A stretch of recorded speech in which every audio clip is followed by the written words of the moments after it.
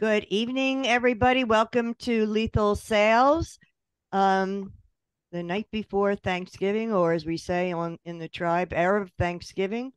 Our topic tonight is how to humanize auto sales. After looking at the one major statistic that says about 81% of buyers still prefer in-person purchases. So what do we do to make the consumer experience better? I will turn it over to Larry or Peter, whoever wants to pick up here. You want me to go first, Peter? Go right ahead, Larry. Well, first of all, since it's Thanksgiving, I'd like to say how thankful I am for all the fun and good friends I've met since I started this little recruiting training company, and particularly the people that are on the show. How lucky I've been to so close with Wendy and Russell and Mike and Peter and everybody else that's contributed. And just wanted to say a sincere thank you to everybody. It's really been fun. Um, I'm going to be very short and sweet.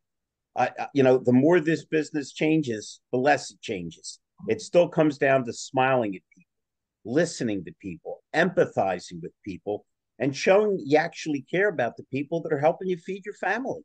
I don't think it's any more complicated than that. And the fact that so many people are out of touch with how to communicate, how to answer a phone, with how to smile, with how to listen is scary. All you have to do is look at four people at a dinner table and everybody's on their own cell phone. Mr. Smith, please. Well, a great and happy Thanksgiving to all my neighbors south of me. That's the first and foremost. It is one of my favorite holidays of the year where we all actually get together for a reason, and that reason is togetherness. This industry has brought togetherness for me. I've met pretty much, I would say, 80% of my close circle of influence is from the car business. It is a very humanizing business. We are here to help others. When we look at things, it is very important that we understand we're in the people business first. We talk about people, process, and technology. We talk about the people business. We talk about everything, but we're always about people. I love the people that I work with. I really appreciate them. I understand each and every one of their avenues that they endeavor every day to make our business better. We started off long before we started taping this on how it is so important our network is and how we can change the dynamics for each one of us to make it better. With that, I'd love to yield to the guest spotlight of this week, Mr. Russell Hill. Go ahead, Russell. Me? Yeah, you. So it's really, it's amazing. You just summed the whole automotive up in what you just said, because some of these rooms that I'm in early in the morning at Clubhouse, they're talking about the same things that I was talking about 36 years ago when I got in the business. I got a training manual from Ford from the 1950s, and the road to the sale and the objections are all the same. All the same. It's still people, right? Listen to understand instead of listening to respond. Relationships. In the 80s, mid 80s, I think it was, Lee Iacocca, when he turned Chrysler around, he said, ladies and gentlemen, in the end, you can sum all businesses up to three things: people, products, and profits, and the most important of which are your people. That was it. Exactly. Right there. Now there's a great new twist, I guess it's okay to say it, or you can edit it out, whatever. But with the human side of AI, with Wendy and everybody that's in there, AI, I mean, it's evolving fast. But what I love about these new cutting edge is that there is a human side. It won't work without humans. Humans make it work. We find the holes and what it takes to get them filled. And connecting the dots in a way that right now it looks like, sometimes it's cumbersome, to work with some of these products. But you know what? I don't know who said it this morning. Maybe it was Mike. And in 12 months to 18 months, the stuff we're talking about today will be taken care of, and then it'll be a whole new set of things that are coming down the road. So it's exciting time. It really is. Somebody said something this morning also about not even sure websites are going to be around. Yeah, that was. Hi, that April. was, and the interesting thing, and my wife, who is not digitally inclined, turned around and said, in her research, websites are going to disappear. They're going to be there, but they will not be used at the same rate that they are today. It'll be used in different manners. It'll be landing pages rather than websites. Mm-hmm. And yeah, I have to tend to agree with her. I can see it coming. You froze. While you froze, I got something to say. So the small 800. Sorry. No, you froze there for a minute.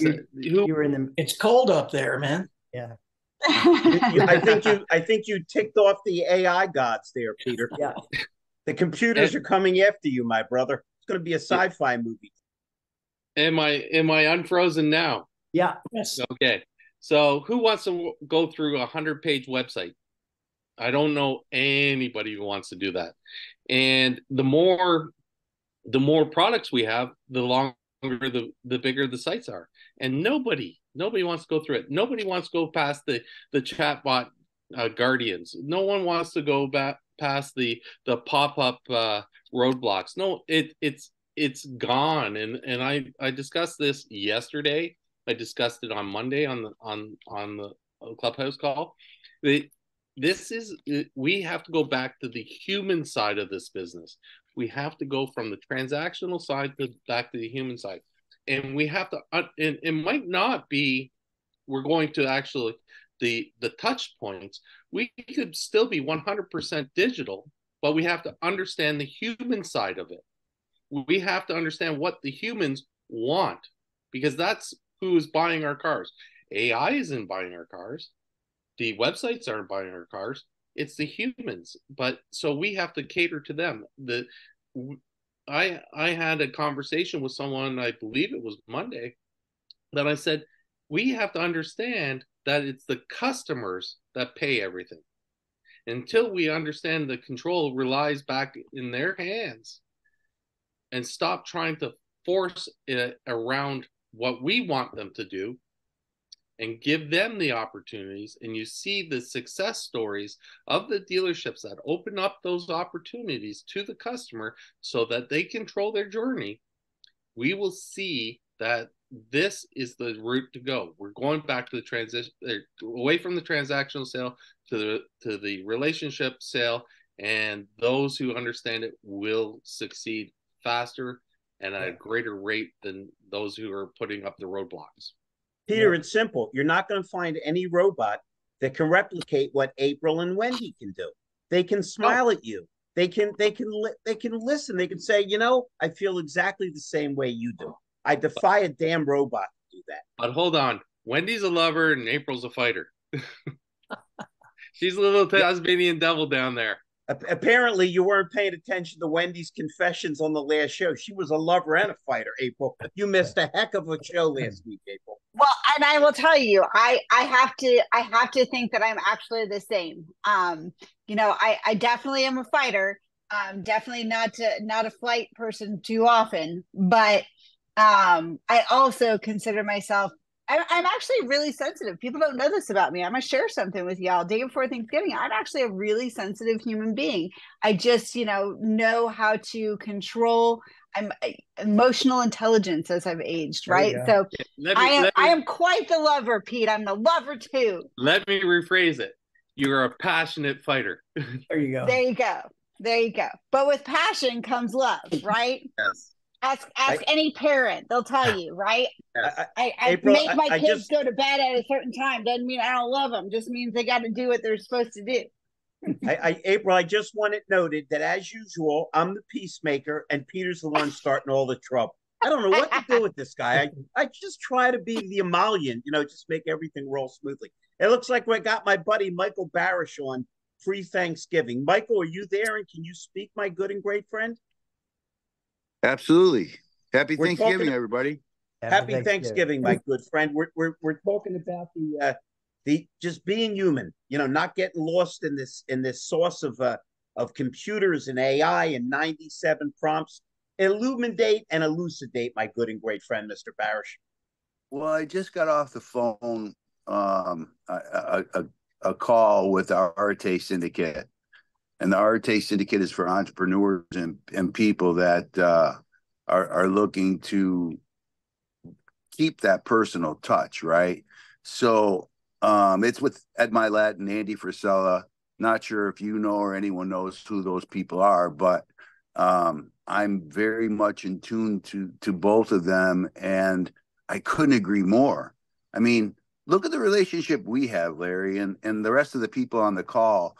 I think it's very genuine and it's not contrived. It's from a position of passion and purpose, right?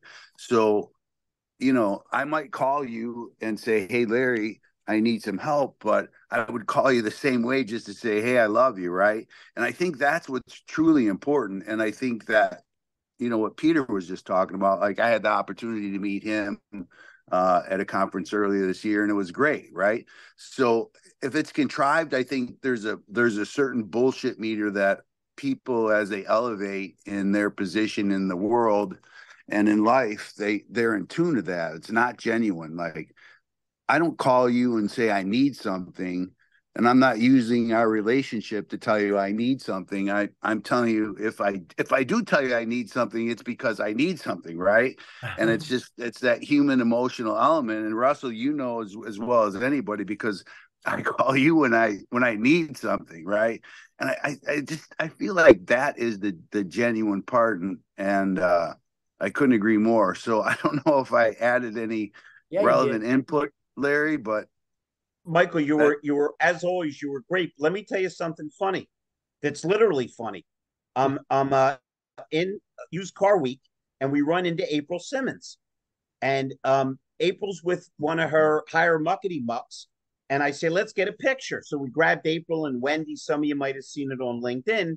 And April turns to her guy and says, this guy points to me and says, this guy's the funniest guy in the car business. And my mantra has always been, it's hard to argue about price or anything else if both people are smiling. Making people happy, making them relaxed, being able to just have a sense of humor about yourself, take your customer more seriously than you do yourself, I think is magic. I couldn't agree more. Hey, you know what?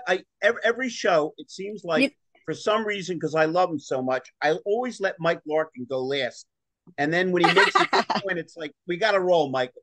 Mike, before I get, it's Thanksgiving.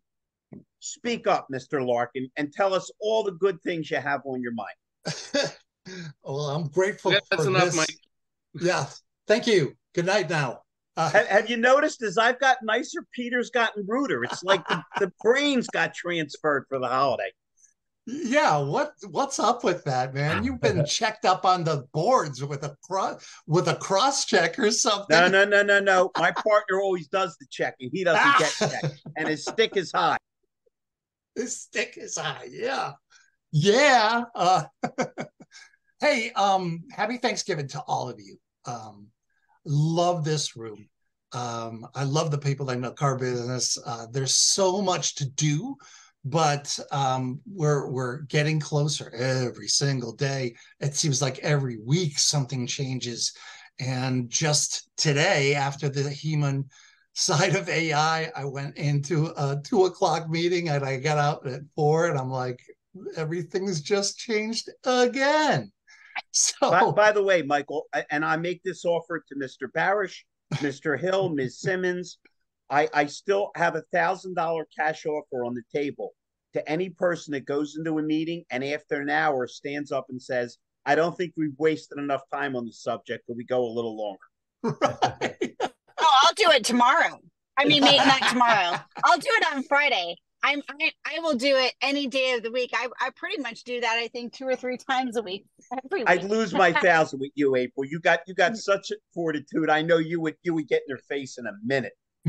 Oh, yeah. I'll send you 5 videos of me doing it next week. By the way, you just lost your battle with Peter. The fighter in you came out instead of the lover there. Well, okay, there's a difference. Fighting and competition, like those are 2 different things, right? Like I'm highly competitive. Yes, so that part, yeah. See, so the competition side of me, it was like, oh, challenge, awesome, I'm in. Money is the actual bonus. The win. Hold on. Is you just made a fabulous point. Durran Cage is with us. He'll nod his head. Every great salesperson I've ever met, including the one I see when I look in the mirror, is motivated by the competition. They want the trophy. They know the money will come, but they want to reach the higher level. They want to outpace their people. They're going for the trophy. The money will come later. So I'm with you 100%. Durran, we wish you and your whole family a happy Thanksgiving.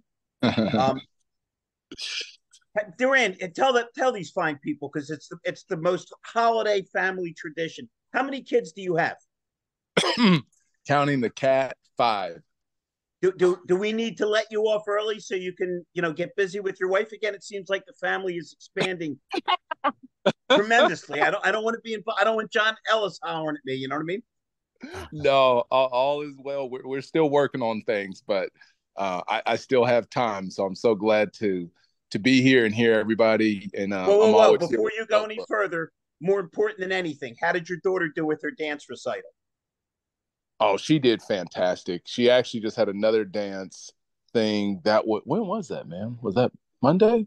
She just had another one, but she's doing great. So thank you. You made her day, by the way, after that. When I say, I'm a tall dude myself, she was 20 feet tall after the call last time I was on. She told everybody in this household, they told me that I am good and that I can come and talk anytime. I love it. Thank you for that, Larry. You know what, Durran? Durran, you read my book. There's a chapter in there about not losing your inner child. When we're kids, we think we can grow up to be a member of the Rolling Stones, be an astronaut, be president. When we become adults, we get stupid and we start limiting ourselves and thinking why we can't.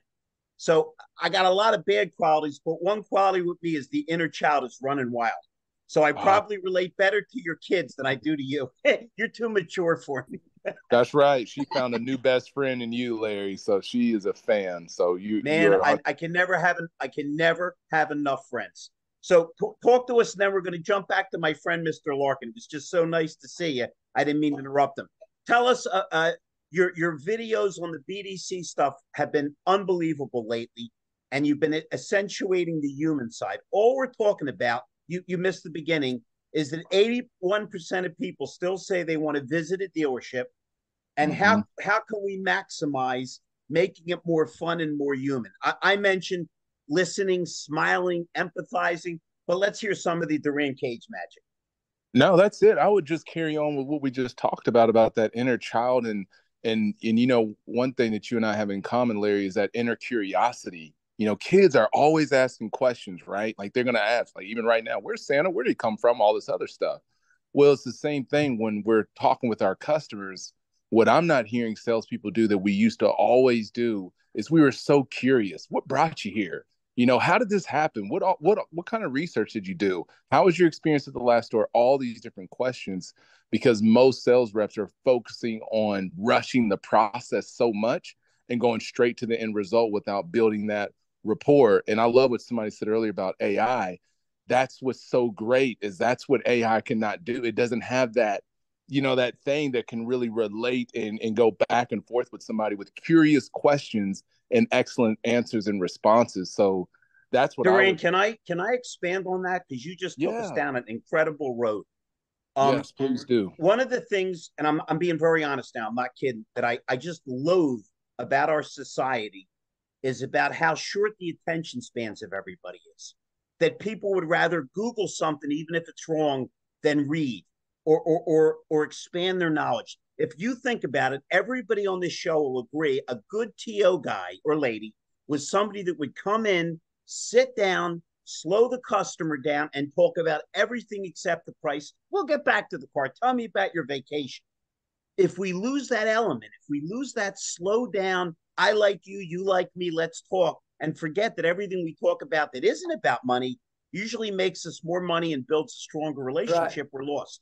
That's right. I'm going to jump in on that because there's 3 points on that I'd like to add.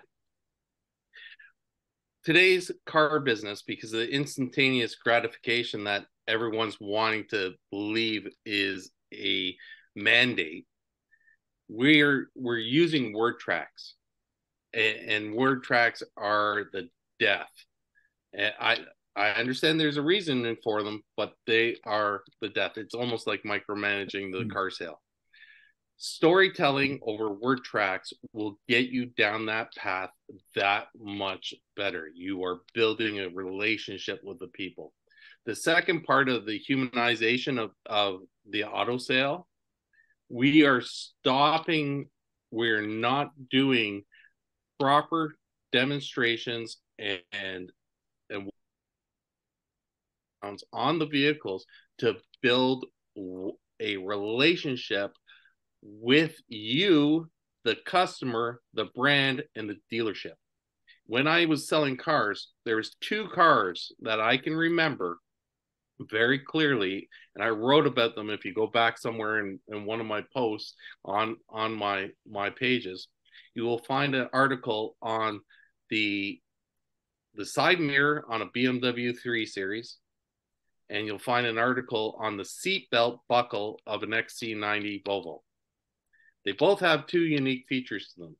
One was the bubbling on the inside of the side mirror, and it was for turning around and making the airflow get disturbed, and it cleaned your side window.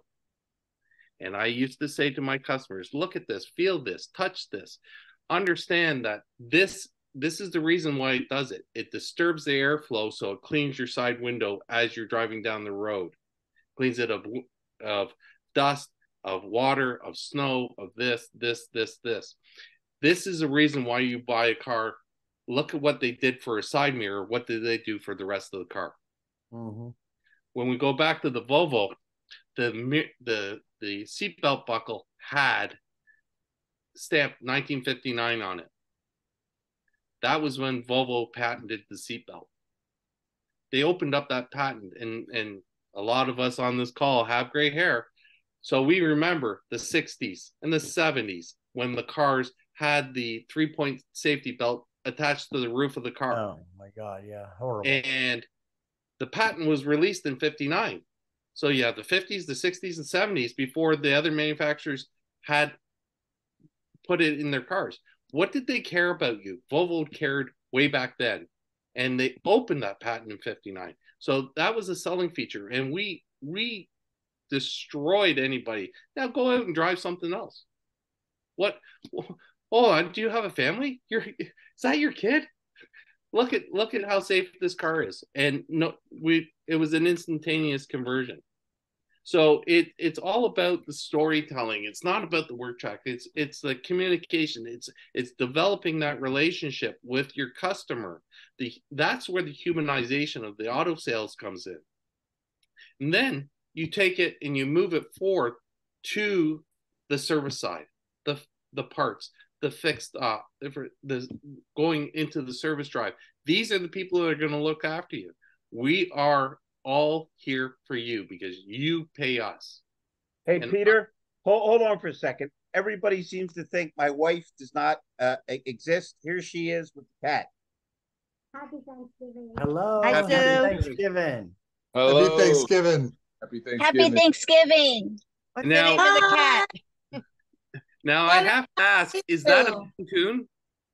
That is a cat that was outside. My wife feeds all the cats. We got about 100 of them. This one was dying. I took him in. Oh my gosh. The vets, Rusty, you'll love this. The vet said this cat's never going to walk. He was mauled by something. I told the doctor to hell with you. Now the cat runs all over the house and attacks everybody. All right, I just wanted you to all see that she exists. The cat exists. We cut off Mike Larkin when our boy jumped in. Mike, please, I don't want you ever to feel like you're cut off, my buddy. Illuminate. Hey, man, no problem, man. Hey, we're all amongst family here. Uh, but excuse me, don't say family around Thanksgiving. There's going to be a lot of arguments tomorrow. Yeah, We're getting along better than most people's family tonight. Yeah, you know that, right?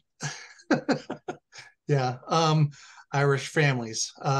Little story about Thanksgiving. My grandmother, God rest her soul, she when we were little kids, the advancing of technology, she said, Michael, yeah, Nana, what's this box here with the numbers on it? I was like, that's a microwave. She goes, what the hell is a microwave? She always used to do the cooking on the stove for, the myriad of people that would visit the house, sometimes 50 at a time, back in the 40s, 50s, 60s. And when we were young kids, she would, make the turkey dinner as well. But she couldn't realize what the heck was this new technology called a microwave? Like what? But the description was so funny. What's this box with numbers on it? So once again, a triumph of humanity over technology, because you remember your grand. Yeah, absolutely. But I'll never forget the box with the numbers on it. Yeah, it's like we were looking at each other. I got three younger brothers. I'm like, yeah, was she talking about the microwave? Mike, it's okay. That still happens today. Every time I talk to Ben Hadley, I feel like your grandmother. What the hell did you just say, Ben? Hey, my buddy Jeff Scherer's on here. Jeff, what do you think, my friend? How can we continue to humanize this process and make these people feel as welcome as they need to be felt? Well, first, I'd like to defer to Russell because he wanted to add something way back and didn't get the chance. Go ahead, Russ. Well, two things come to mind. I wanted to say this in the human side of AI, but I had to jump out about 10 minutes till. But talking about opportunities, an opportunity is not an opportunity when everybody thinks it's an opportunity. Now, we all hear that.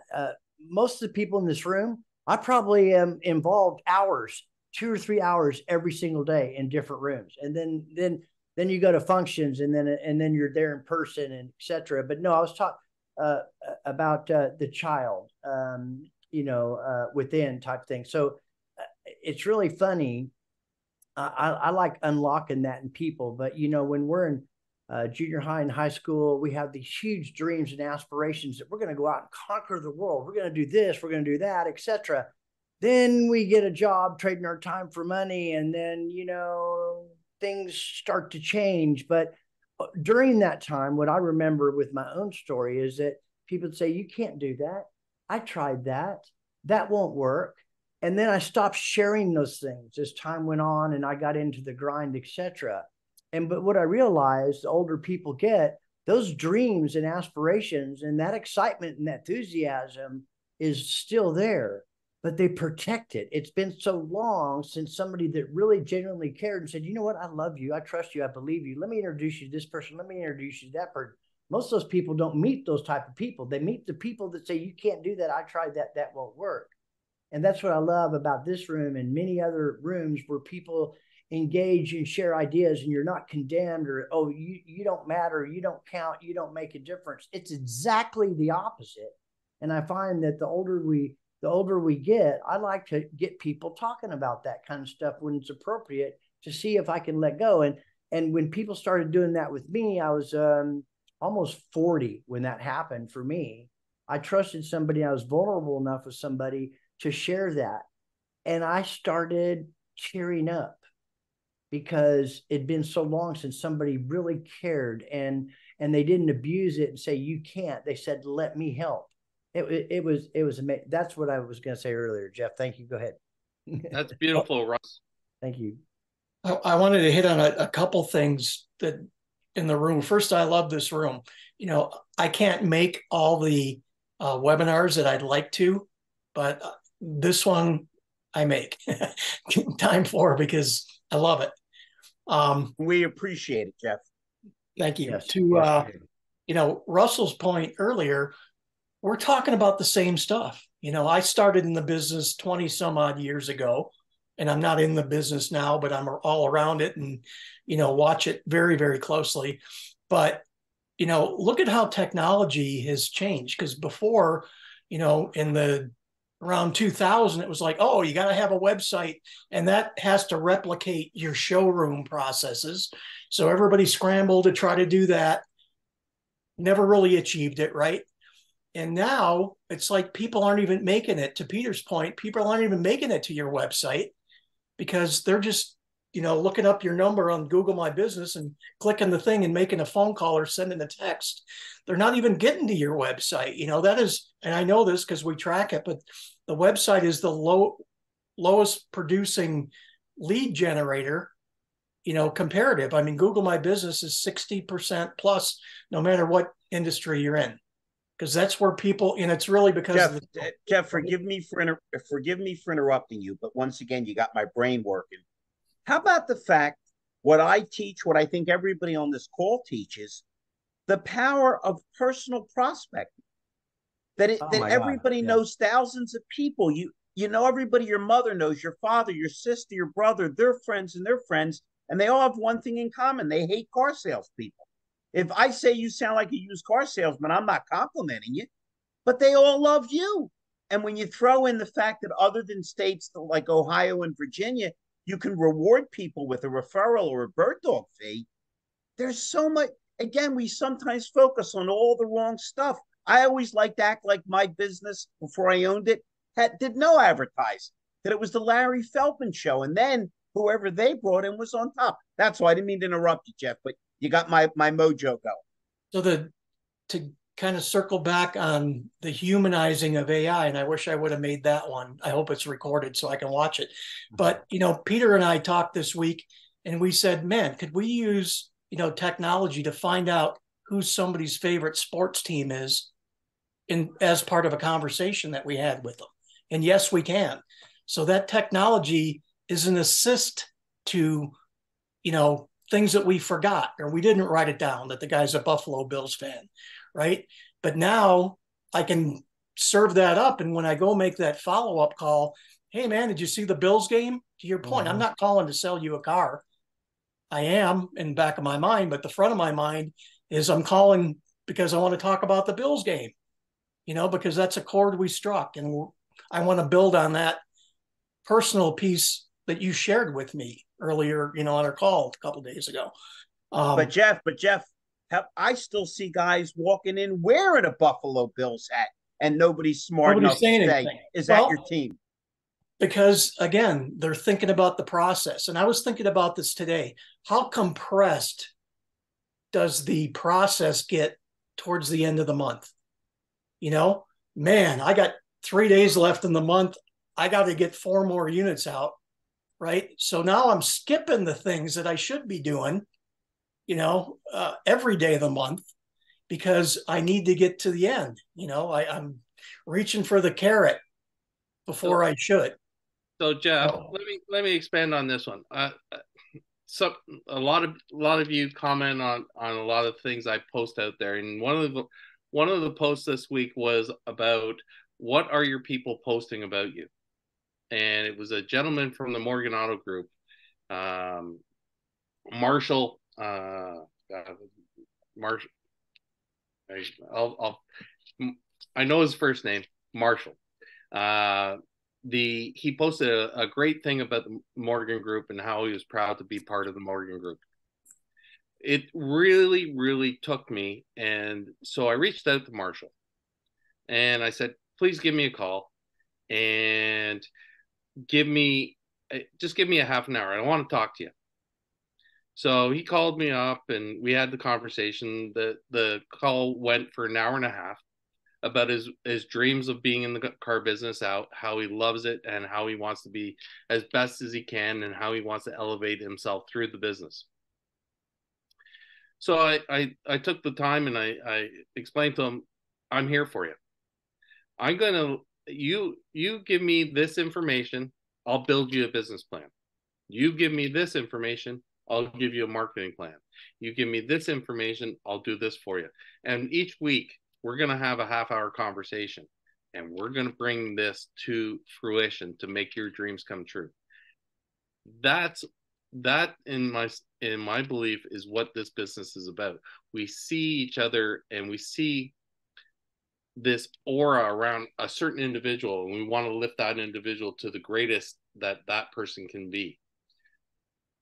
Mentorship is a true factor that we need to push on this business. We have to go out there and offer it, and that in itself, I believe that's one of the greatest things about the humanizing of the auto sales, is that we're bringing that together, and the conversations and the communications that we have, and the clubhouse rooms and these calls and the podcast. So I just wanted to mention that that we all have the power to do it. Hey, let's get our girl Wendy and can I just lead with one thing? Of course you can. Please. Sorry. One of my clients has one of the best phrases I heard, and I'd love to hear Wendy's commentary on this, but 3 words: ditch the script. Right? Give me some bullets. You know, I need to get these 3 things or 4 or 5 things on every call, but ditch the script, because, and Wendy, chime in, please. I'm interested. So many things you guys are saying right now. And the only reason I'm off video is because I'm peeling potatoes and kind of multitasking, because I needed to get my dinner ready, because we have this elderly couple joining us tomorrow, and they had such a bad day. Long story short, they didn't have a vehicle, and Fred was out, and I'm like, that's all right, Fred will pick you up. So he's doing his good deed, and I'm actually making a lot of my sides tonight. There he is. Anyway, so trying to get that done. But you guys, this is music to my ears. And I think that it's not even, it continues to be the humanization of not only AI, but processes in general, and the journey for our shoppers, as a whole. Scripts, heck yeah, years ago. I never called them scripts. I don't like the word scripts. I like call guides, because you have certain guidelines, certain things you want to accomplish. Well, if it's an inbound, same thing 30 years later on a phone app. Make sure you get that phone number, you get the correct spelling of the name, first, last, whatever. You get an email, you get opt into text, boom, boom, boom. So, but at the same time, you can have fun along that journey, so that it's not sounding like you're trying to get them in. And it's building that relationship. And like we used to say when I was with Greg Goebel, and it's funny because I call it the GAG with a lot of his clients, which was greet the customer and be relevant about whatever lead source brought them to you and the vehicle that they inquired about. Acknowledge, yeah, I saw the comment in your lead. I see what you're doing. I see what you want to know. And then it was go for the appointment. But now I say kind of gauge, because you have to do that whole thing. And oddly, Greg Goebel's initials are GAG, and it's GAG. So that kind of didn't go over really big with him back then. But now it's gauge, because we have to have empathy with all that. We have the same goals, but we have to empathize with the customers. And my biggest thing is I cannot, they want to get them in the door, but I totally lost my train of thought. I'm like, oh, a squirrel. So we have to empathize. Oh, hashtag people helping people and stronger together. That's my whole thing, my whole philosophy when I teach my agents. When they're struggling, when they don't know what to say, when they're afraid they're going to mess up, when they're worried because they didn't set an appointment or they didn't ask the right questions. I'm like, hey, first and foremost, it's all about the mindset that we're people helping people. And I've repeated this in these calls before, where the shopper, we're helping the shopper to navigate around the website, to find vehicle availability, etc., to schedule a visit or to get a credit app going or whatever. The people need to have automotive needs that they need to take care of. The dealer needs to sell cars. The GM needs to get paid. It's all up and down and all around. It's people helping people. So that's so important. And I'll tell you, what excites me is my favorite place. Durran, you're going to laugh as a BDC person, because about 3 days ago, I was working leads with the client who shall remain nameless. And that has taught me grace. That has taught me grace. And this week. And by the way, after this call, we're going to get Wendy drunk and make her tell us who she's been talking about on the internet the last couple of days. Won't do it. But anyway, the point is that I was in the trenches working leads, and I get so excited when I see a comment on a lead because I can acknowledge it to the customer that I actually read it in my first response. Hey, to answer your question about out the door price, about whatever.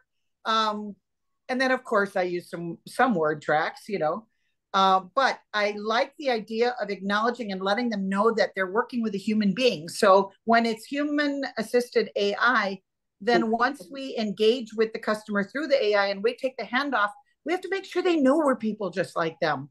So to that end, when you asked about ideas, like we've been using video for years and years too, it begs the use of like the word vid calls or that product where we can get an inbound video and they can actually talk to us live time. I think that's where we're going. I think that about branding and everything else, I think it would be really great if salespeople or BDC reps or whomever could share maybe a QR code in their signature on the profile where they're trying to share the brand of the dealer, but also themselves, right? Once they establish, or maybe that has to carry over and happen during the showroom visit. But I think it's all about take it back to when we were all in early clubhouses, those of us that were during COVID, and we're not all in the same boat, but we are in the same storm. But the beauty of life now in automotive and across the board is the authenticity piece that you came into first off. And I used to worry because everyone said, oh, don't say that, you're going to be judged. Don't dye your hair. You're a woman in car business. It's hard enough to stick there anyway. Don't do this. Don't do that. Don't do that. Don't do that. Now I'm like, kind of like the old, I don't want to hit the swear jar in me was like, well, screw them if they can't take a joke. This is me. And, if you can't take me at full strength, see ya. So I won't necessarily go that far. I used to.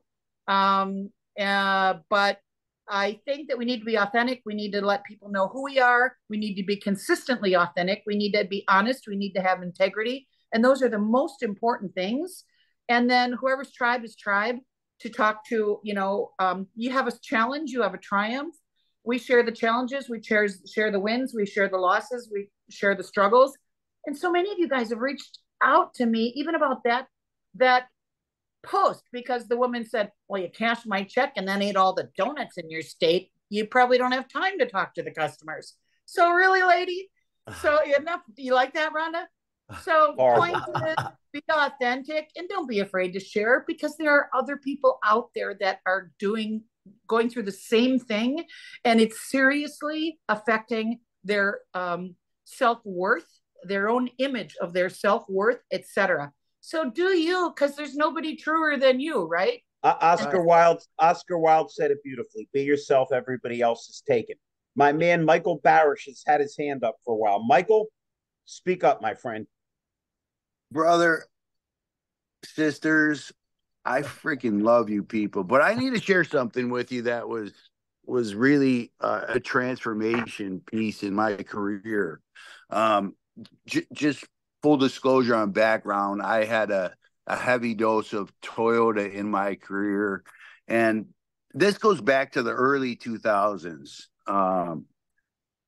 Toyota created something called Signature, and what Signature was the most brilliant thing that's ever happened in automotive. Toyota spent millions and millions of dollars trying to understand what the customer expectations were through the experience in a dealership on both sales and service, right? So we were part of that Signature program out of the Chicago region, but then they took it. They broke down the dealership in what they called customer impact areas. So service, reception, and write-up, product presentation, finance, blah, blah, blah, blah, blah. But when we took part of the initiative to bring selection, hiring, and orientation training into the dealership, when they broke down these customer impact areas, they gave you what the expectation was. And what Toyota was brilliant in doing with that information was they said, we don't give a damn about the dealer ships the bodies. They want to make sure that the brand says, if you go in for service, reception should look like this, because that's what the customer wants. And Wendy said authentic 2 times, at least, that I remember anyway. And I think the authenticity part is so critical. And AI can't replace experience, right? So I want to just talk about this for a second, because we were part of the orientation, and I developed this program and delivered it to 5 rooftops and thousands of people. But I had executives come in from Toyota because they were so proud of like the message I delivered. But let me just tell you about follow-up and problem resolution, because this is so critical. So essentially what they told the dealers was, we don't care about your walls, we don't care about your ownership. If you have a customer that's upset, fix it. And problem resolution looked like this. It says, when a customer has a concern or a problem, the customer expects the dealership to work effectively with the customer to resolve any issues in a satisfactory manner, while showing a genuine desire to maintain an ongoing relationship with the customer. So I'll repeat that. If there's a problem, they said, while showing a genuine desire to maintain an ongoing relationship with the customer. But I'm going to pivot here real quick and say it's not from the dealership perspective. It's from customer want. The customer wants to do business with a dealer, but we just don't show enough genuine desire to make sure they understand that. And that's what I killed it in my career. Like, I ran big rooftops, very successful dealerships, and it wasn't because I was in the lane every day taking care of customers. I fixed problems every freaking day for 20 years in my career there. And what I was really good about was fixing them and showing the genuine desire to take care of their needs. But it wasn't for me. It was for them, because they wanted to come back and do business with me. Oh, yeah. And when you understand that, everybody wants a relationship with a car dealer. We just don't express a genuine desire enough to make sure they want to come back and do business with me. But for my entire career, I crushed retention metrics. I still do it today as a small business owner. I walk into new clients and customers and change their complete perspective. It has nothing to do about me. It has nothing to do with their employees. It has everything to do with the customer and their experience. And we're not perfect, right? So let's raise our hand, take it on the chin. Let's admit we're not perfect. But if the customer has a concern, we need to resolve it, not for us, for them, because they want to come back and do business with us. And that was the biggest takeaway. And I would talk about this ad nauseum. And that's why the Toyota executives would come in. They're like, the slide doesn't say that, Mike. Where did you get this interpretation from? Because it's a human element, right? I lived in a very small subdivision back in Chicago that had like 56 lots, 54 homes. And I was there for almost 16 years. In that subdivision, I had 32 customers, 32 homes that were customers of mine. And it was because they knew I had a genuine desire to take care of them honestly, ethically, morally, and with integrity. And it had nothing to do about the brand. I didn't care what they were driving. They would just drop their car off in my driveway, take my demo. I'd bring their car into work because I was going there every day. Sure. But I provided them a level of service and genuine care. Hey, Michael, you're on the wrong holiday. We're on Thanksgiving. You're talking about Jesus, who invented servant management. He washed the feet of the disciples. Okay, when we start nurturing our people, they nurture our customers. I noticed my buddy David Long is on. David, would you like to contribute to our amalgam of a conversation today? I would love to, but I was so enamored with seeing everybody's handsome and pretty faces and listening to Michael that I'm just enjoying being here. And I'm driving through the mountains right now, so I'll check back as soon as I get through the mountains. Glad Cool. you're here. David, Can I just share want to give something? you a clear look. Yeah, go ahead, share away. First of all, Michael, that was so accurate. I also spent 15 years with Toyota and had a really good foundation because they're one of the best OEMs as far as really digging into, continuous improvement and Kaizen and the signature. I was the signature manager at my store, so I know exactly what you're talking about. First of all, I just want to thank Mike this morning. You gave a lot of great feedback in the other clubhouse this morning, and Peter, it all boils down to the gas, right? The give a shit factor. But I wanted to share just a little something. This last week, we had our general manager meeting. We have one every month. And one of our dealer principals shared an article with all the general managers and said, I really want you to think about this. Are your employees sabotaging customers? And I won't read you the entire article because, it's a couple pages. But I just want to share the small list of the ways dealership employees sabotage customers.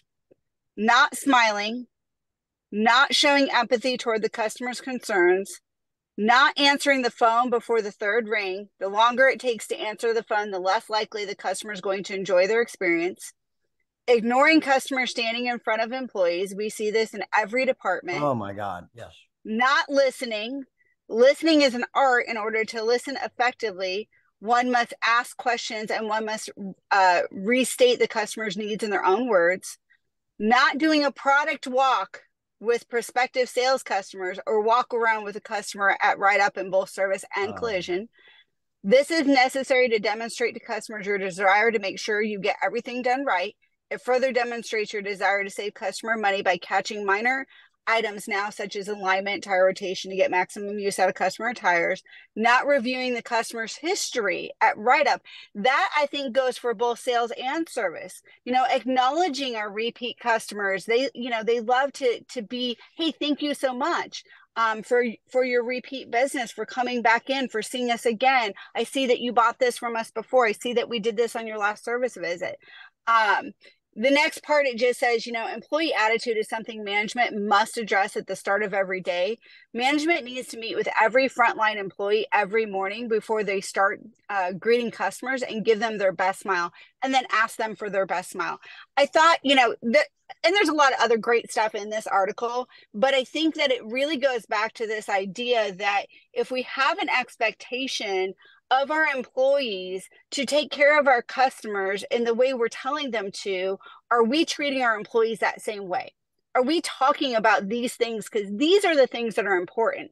These are the things that actually matter in the day-to-day sales, and always will matter in the day-to-day sales. And this is the stuff that I think that is missing in most showrooms and service drives right now. And it really is just, as I let Peter give me the GAS acronym, which I love, but it's just, where's the give a shit? Like, just care about people, smile, listen to them. It's just, to me, it's not that hard. And then if you really want to win some brownie points, you go the extra mile, like Larry was talking earlier, which is, give a story. I think back to every walk around I did. I didn't know what the freaking horsepower of every car was. I never was that guy. I didn't know that. But what I could do is, hey, if I've got someone with small kids, I would literally show them how convenient it was to get the hatch open and drop stuff down. And hey, I don't have to, try to maneuver the cart and hold the cart like this and like do a whole, presentation around April, functional ways, right? April, David Long read my mind. I was going to ask you, and then he typed it out. Would you please send that letter around to us if it's not proprietary? Oh, yeah, absolutely. Yeah. No, it's not at all. And by the way, one of the things I always like to teach people, you'll like this, April, is treat your managers like dogs. Now, don't get upset. When you rub your dog's belly, your leg twitches. That's the same reaction you get out of a manager when you tell them you have a deal. Always go to the desk and don't say, I don't have anything. Say, with your help, boss, I might have something. They jump out of their chair and go, oh, let me show you how to close this deal. It's the way to roll with it. We kiss the wrong butts. We kiss our managers, but they don't pay us. The owner doesn't even pay you. They're the middle people handling the money. The customers feed us. If you're not glad to see them, you need to find another line of work. Absolutely. Listen, I gotta share this with you. So I took my wife's Explorer in Quick Lane Saturday morning for just an oil change. Okay. And they did it, they expedited it. And then when I got to go pay for the oil change, they added something else to it. And I said, well, I didn't ask for that. All I asked for is an oil change. I just bought tires. They've been balanced, etc. And then this is the fourth time I was in the store. Okay. And back of my receipt, nobody said a word, is an MPI, a paper MPI. Nobody ever, this is the fourth, like I said, the fourth time. And then finally I just had to say, hey, do you guys use this thing? Nobody's talked to me about anything. Oh yeah, I'm sorry. We missed it. I'll go over it with, and I said, I looked at it. Everything's green. Like you checked it out, etc. I know what it is. I'm just asking, do you not go over it with consumers? Anyway, short story was I left there. I drove up just the other side of the parking lot. I popped my hood. Okay. My engine coolant reservoir was under the minimum. It was barely negligible. You could even notice the windshield wiper fluid was out. The in-cabin filter and the air were dirty. And I went back to those people and I said, I just really don't understand this kind of stuff. Goes right to your point, April. They don't give a shit. They didn't give a shit. So I went and talked to the fixed ops director today, who happens to be a friend of mine. And he was so thankful for letting him know that. I said, yeah, they're not doing that. He said, well, maybe it was, no. This is the fourth time, David, I've been in the store for oil changes. And this is every time the MPI is attached to the back. Nobody even knows what the hell it is. So just to jump on that quickly, this is the reason why I got into the business again. For I don't know, it's like what Godfather movie was it? Once I tried to get out and they pulled me back in. That was Godfather 3. Every time I think I'm out, they pull me back. Right. So I got back in because no one looks at your history. No one understands it. And yes, there are the 10% of dealers that actually do that, but the majority don't. And I bought 7 cars from a dealer. 7. I serviced my cars there. I referred over 250 people to them. Yet they treated me in a manner when I brought my last one that was so horrific. I said, I got to get back in to help people in this business to recognize the visibility that they're not seeing as gentlemen. Hey, wait a minute, Peter. It's time for a musical quote from another great Canadian, Joni Mitchell. You don't know what you got till it's gone. Man, you don't take care of these people when they're gone, then you figure it out. Absolutely. Hey, look, there's Scott. Hey, how's it going? Scott, how are you? I'm doing all right. Doing all right, guys. All right. Sorry I'm late. Yeah. Peter wanted me to ask you because he would never do it because he's too shy. Your wife is so beautiful. Why isn't she on instead of you? I mean, he said this. I would never thought She's still working. Oh, please. I'm leaving that one alone. Hey, you make sure you tell Ariana we wished her the healthiest and happiest Thanksgiving. We were saying before you got on, and a lot of other people, how thankful we are to have such a terrific community of people that honor us with their presence, come in and have fun and be silly and share great information. Yeah. We really appreciate you. Listen, it's Thanksgiving. Listen, Larry, you're only a month and a half late for Thanksgiving. That's true. I did mine a month and a half ago. Yeah. And you like hockey more than football. Your whole country's backwards. Listen, you got Scott. Scott comes here to be with a company. The company folds up on his butt, and he winds up with a better company. So once again, the lesson is always you keep your head down, you keep your eyes straight ahead, and if you keep moving, you can make any situation into a good one. Would that be correct, Mr. Trainor? Keep your stick on the ice. Yeah. Oh, yeah, right back to a Peter Smith comment. They never talk to me anymore. When you're quiet, you're often overlooked. You don't take. Exactly. Hey, Larry. Yes, sir. When we talk about this give a shit factor, I think that the true benchmark is the leadership's give a shit factor on what we tolerate from our employees.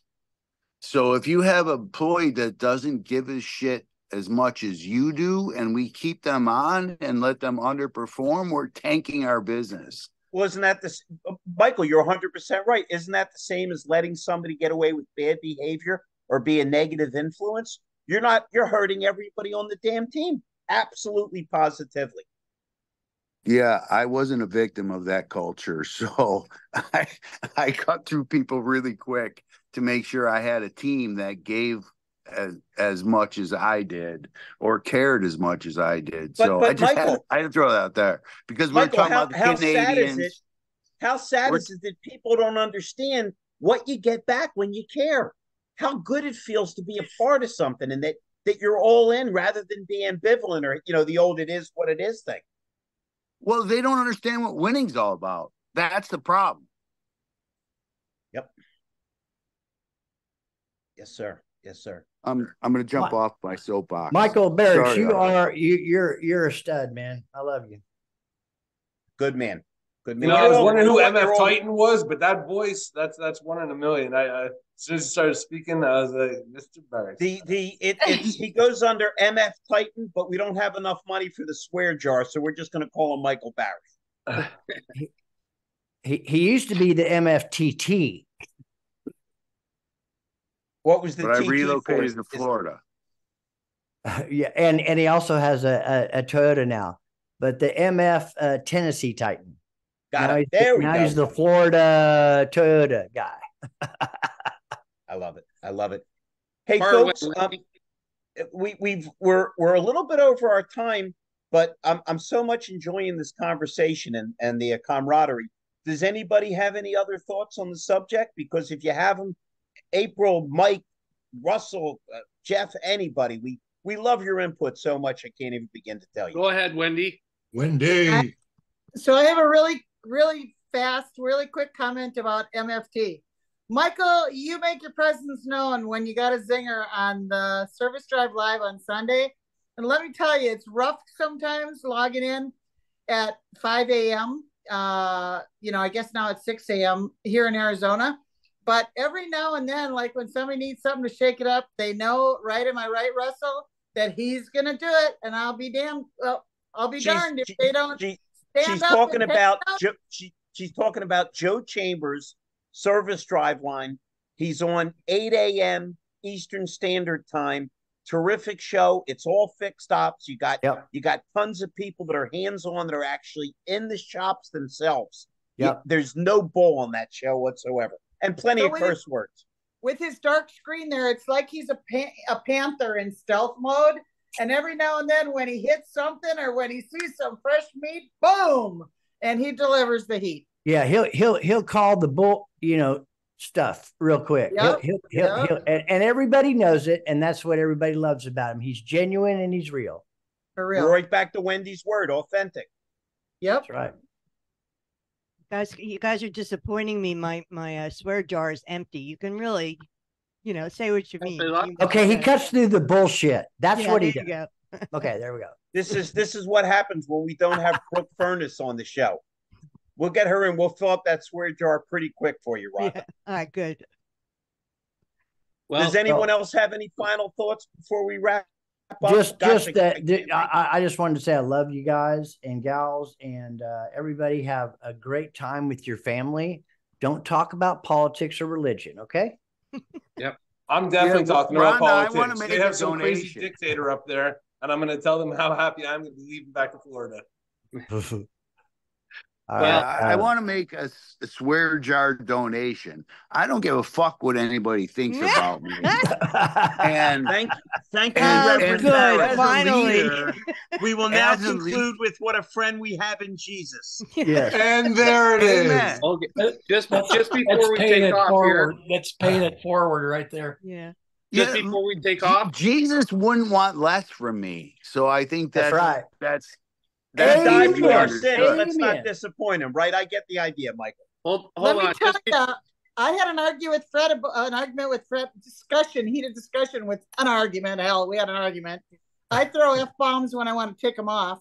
because he's appalled by any swearing. I said, let me just tell you something. I said, I live a Christian life and I'm truthful and I have integrity and et cetera, all the time. And I guarantee you, if Jesus was walking the earth today, he'd probably be swearing. Okay, just before we take off, our good friend from Brazil has his hand up, and Willian Santos, let's hello, hear it, hello. Yeah. Hello, William. Hello, William. Hello, everyone. I just wanted to wish a happy Thanksgiving for everyone and show that I'm not in Brazil. Yeah, I am really. Okay. We are so glad to see you, William, and we appreciate you and your presence and the warmth of the camaraderie. You're, as we say to everybody, you're always welcome, and it's a pleasure to see your smiling face. Yes, it is. Absolutely. Thank you. Happy Thanksgiving, everyone. Thank you so much. I'm glad I was able to make a guest appearance. Thank you, Scott. Take care. Everybody safe. Peace and blessings. Happy Thanksgiving, my friends. Peace, and not this. Good night, everyone.